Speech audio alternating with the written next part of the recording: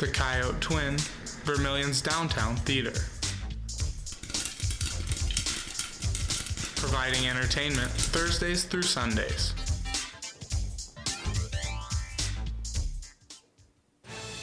Tonight on Coyote News, Unite for USD begins. Plus, the critical race theory bill has been amended. It's happening now on Coyote News. Live from the Al Newharth Media Center, this is Coyote News. Good evening, I'm Sydney Funderman. And I'm Philip Larson. We'll get to those stories and more, but first. The State House is passing bills to prevent educational institutions from teaching divisive concepts. Coyote News' Kyle Ireland shares details from the debate on the House floor. House Bill 1012 outlines divisive concepts teachers aren't allowed to promote through coursework and training in higher education. These include labeling certain groups or people as inherently racist or sexist, and making students feel uncomfortable based on their race, color, religion, sex, ethnicity, or national origin. The bill originally referenced an academic concept called critical race theory, but that was amended out of the title. Republican Representative Sue Peterson is the bill's prime sponsor. She says the bill protects students from being compelled to feel certain things about certain topics. We should not be putting people in a category based on race, color, ethnicity, and telling them that because they're white and because, say, General Custer was white, that anyone else who is white should be shamed.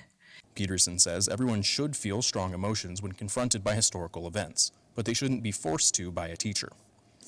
Democratic Representative Linda Duba opposes the bill. She says the bill tries to address a problem that already has a working solution. There's a code of conduct and a code of ethics that every teacher has to sign, and there is a process for bringing that through the system. So this bill, not only is it unnecessary, but it's very divisive. Duba says the bill also puts teachers in a difficult situation about what they can and cannot talk about in a classroom setting. The bill passed with a vote of 54 to 14. A similar bill addressing K-12 schools also passed the House. The bills now go to the Senate for further consideration. Reporting for Coyote News, I'm Kyle Ireland.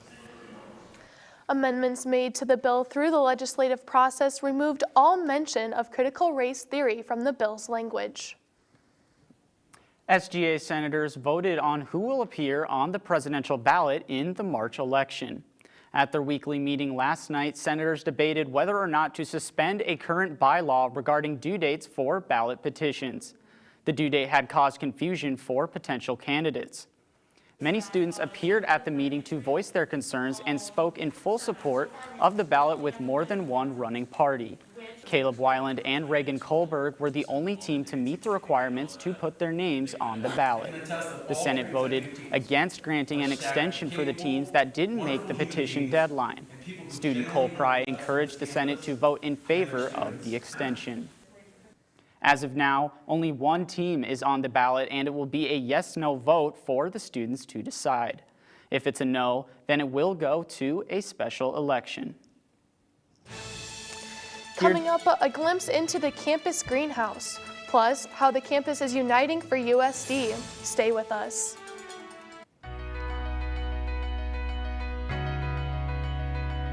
The Student Government Association is a great way for students to actually impact on what happens to campus or make a meaningful change through legislation in SGA.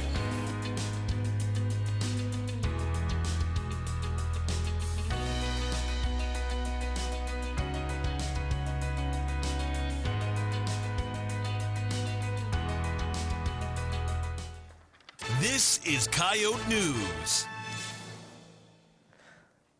The campus greenhouse could see some changes awaiting the pending renovation of the Churchill-Haynes Laboratory. The greenhouse is used throughout the year for biology classes, research, and student projects. Students spend time in the greenhouse learning how to plant seeds and eventually transport those plants into bigger pots. They also observe plant structures under microscopes and experiment with different solutions to see how chemicals react with the plants. Because the greenhouse has such a variety of plants stored inside, it remains around 75 degrees at all times. We've got everything from flowers to vegetables to desert plants such as cactus, succulents, some household plants in there that you'd normally see in a house. Senate Bill 96 is calling for the renovation of the laboratory, but did not indicate if the renovation would include the greenhouse. The bill had a hearing in the Senate this morning. The annual fundraiser Unite for USD kicked off today in the Muck with many opportunities for students to participate. Unite for USD is a two-day fundraising event for the university. The event is being held for 1,862 minutes to celebrate the year the university was founded. This year, there are 23 initiatives that donors can give to, including athletics, the College of Arts and Sciences, Charlie's Cupboard, and the USD Spirit Team. The event is live on the Unite for USD website, where you can view which initiative is in the lead. Yesterday, the Union of African American Students hosted Beyond the Color, a discussion about a person's identity means beyond their appearance. Among the featured speakers was Dr. Megan Redshirt Shaw, who is live in the Muck with Coyote News' Kate Cromer. Kate? Thanks, Sydney. I'm here live in the Muck with the keynote speakers from the Beyond the Color event, Marcus J. Destin and Dr. Megan Redshirt Shaw. So what does this event mean to the both of you? Go ahead. I think it's a breath of fresh air. It's the first event that we've had with everything that's been happening on campus and in the world and politics and all of that. It's the first time we've had to debrief. So for me, it meant it was a breath of fresh air to debrief and then recollect our thoughts before moving forward.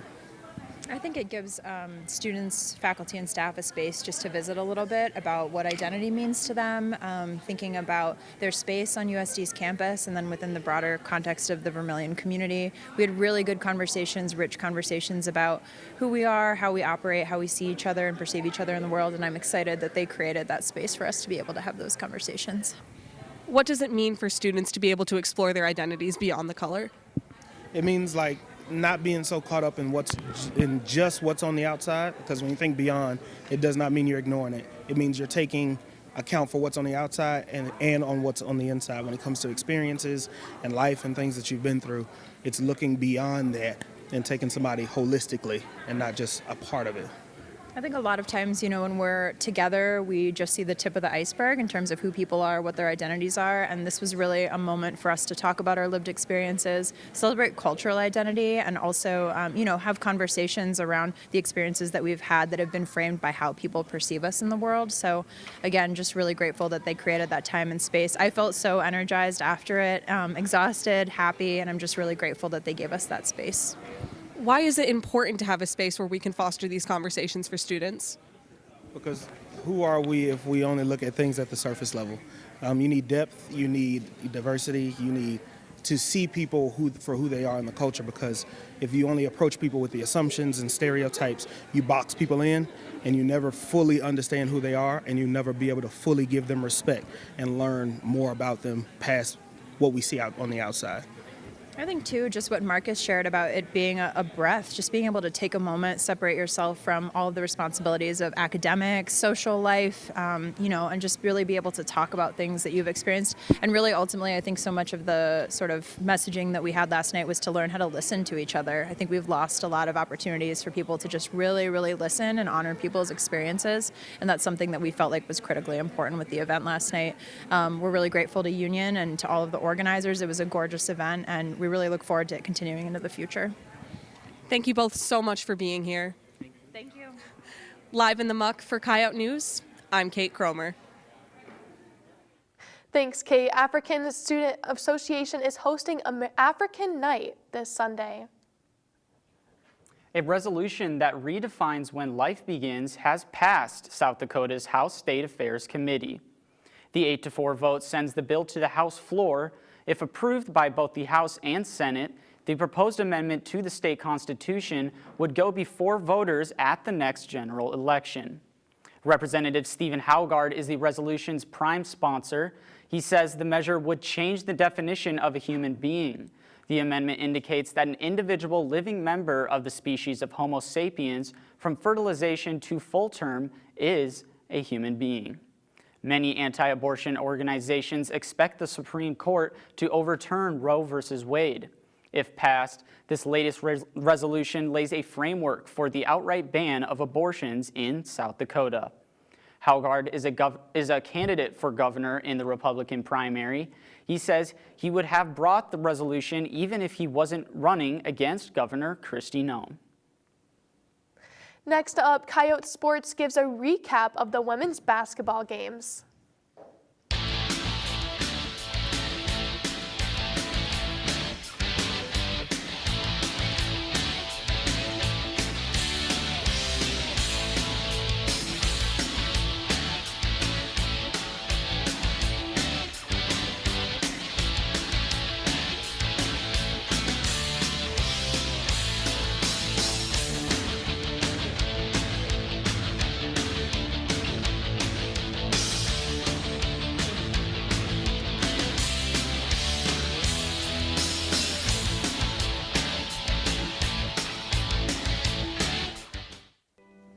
In the United States, approximately 6.3 million animals enter shelters every year.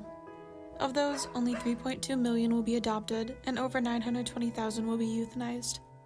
Help put a stop to animal homelessness, save a life, and rescue your next best friend. This is Coyote News. This is Coyote Sports. I'm Michael Stake. And I'm Hannah Gokenauer. A 25-year record was broken in track and field, and the men's basketball team has its final homestand of the season. We have details. The women's basketball team got back into the win column this past weekend at home, moving to 20-5 this year. On Thursday, the Coyotes hosted the Omaha Mavericks. The Coyotes started the game on a 13-0 run and kept the pace up, leading at halftime by the score of 37-11. Both the teams scored 24 points the rest of the way, resulting in 61-35 USD victory. Saturday was the annual pink game for the Coyotes. The players donned white uniforms with pink lining as they faced off against the Denver Pioneers. The Coyotes shot the ball efficiently the whole afternoon, shooting over 50% as a team. This helped the Coyotes score 81 points on the day, their third biggest scoring output in home game this season, winning the game 81-53. The women's team will take their last road trip of the regular season this week, facing St. Thomas tomorrow night and Western Illinois on Saturday. The men's team won a pair of games on the road over the weekend, keeping them 5th in the Summit League, one game behind Kansas City. On Thursday, the Coyotes were in Omaha, and the team shot the ball effectively everywhere, shooting 58% from the field and 47% behind the arc. They won the game 91-69.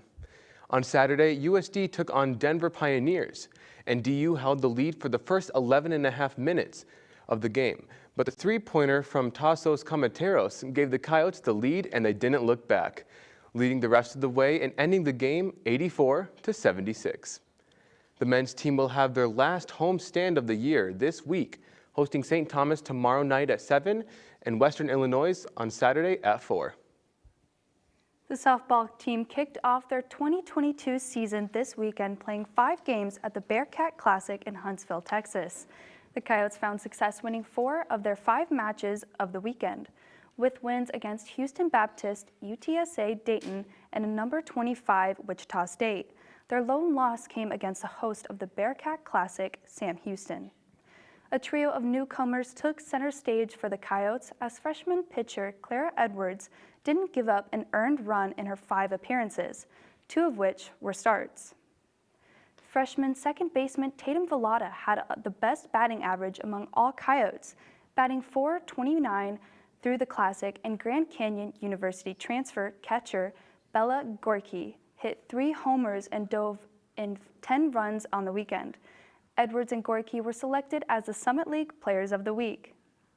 The team plays next weekend at the Furman Classic in Greenville, South Carolina, while they'll take on Georgetown and St. Francis twice and have a lone matchup against tournament host Furman.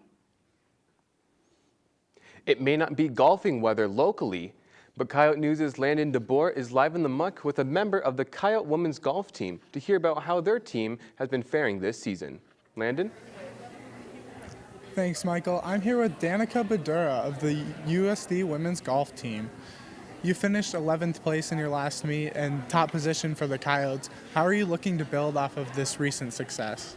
I feel like with every golf meet, there's always something that you can learn from and then improve on for the next meet. So when we play in Arizona here in a week and a half, I think I'm just working to kind of improve my confidence, maybe a little bit around the greens, just because it wasn't as necessarily as clean as I wanted it to be. So just the little things.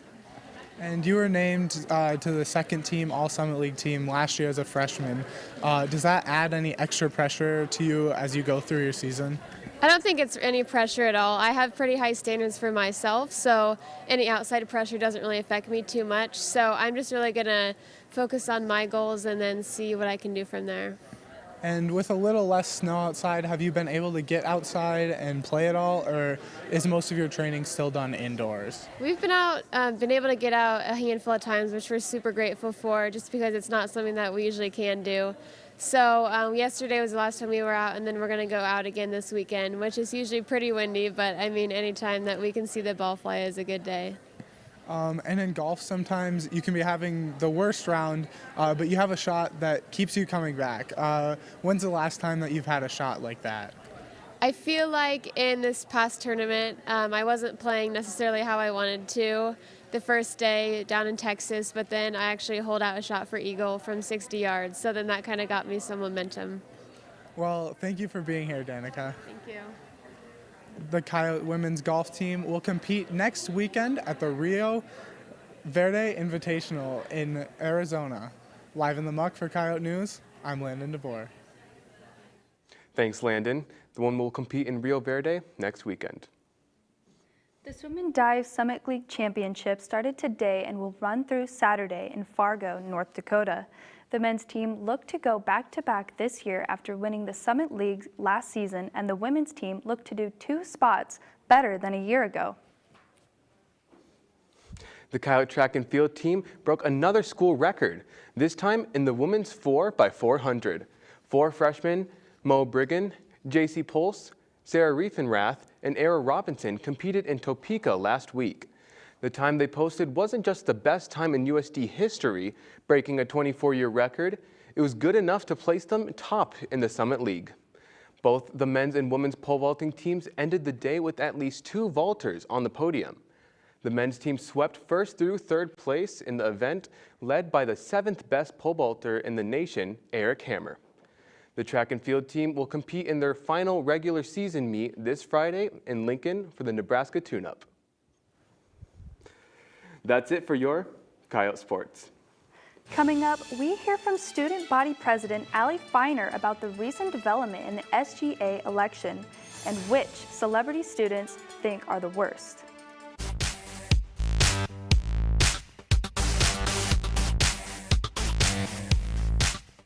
My favorite thing about the International Club is the different events they hold within the school year. My particular favorite is definitely Festival of Nations. Hey, Charlie. Peace out. Except for you. Wait,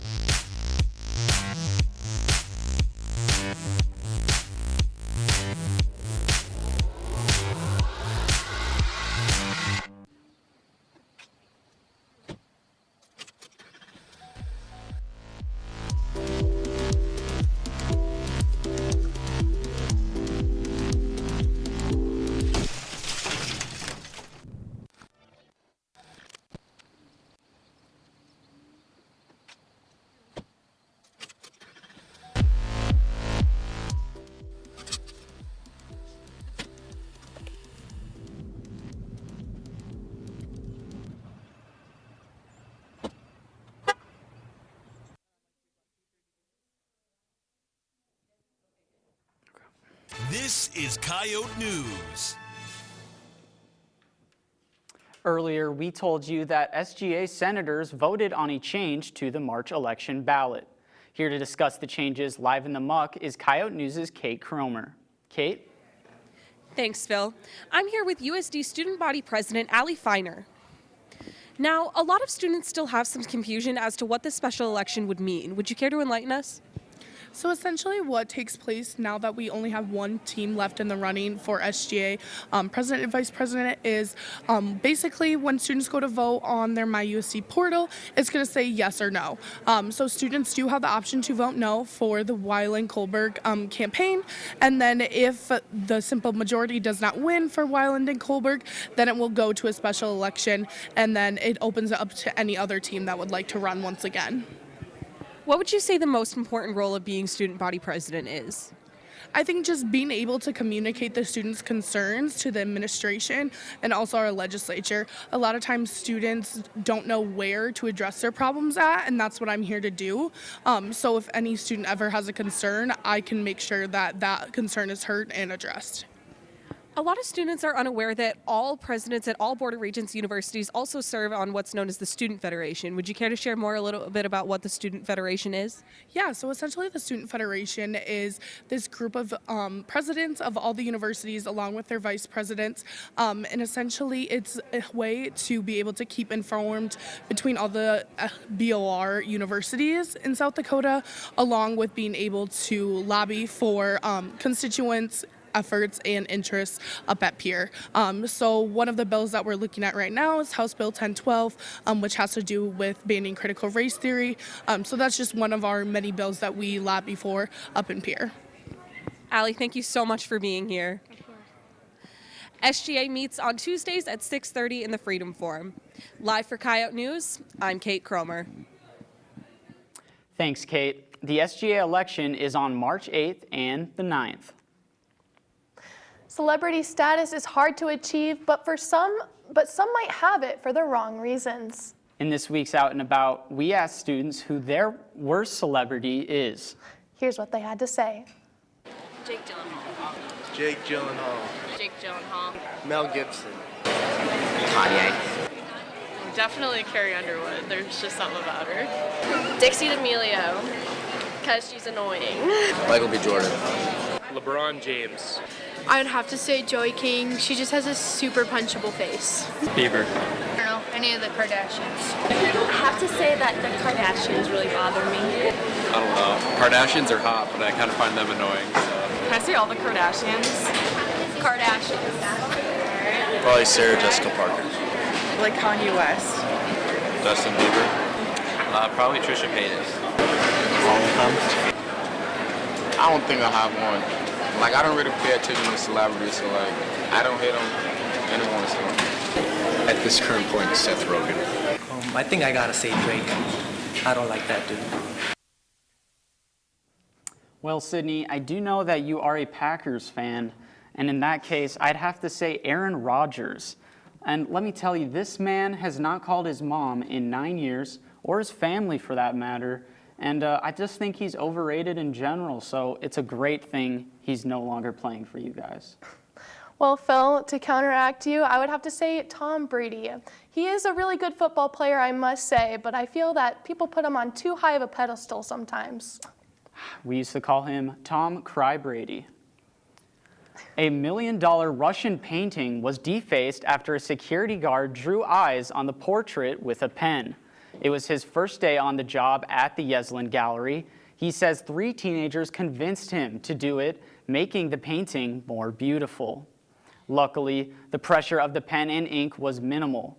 The damage was easily erased by art restorers, causing the eyeballs to disappear. Be sure to pick up this week's issue of The Volant to read about a new bookstore downtown. Listen to 91.1 for news updates throughout the week and for coverage of your USD sports. Follow us on our social media pages. We are now on TikTok. This is Coyote News. Have a great night.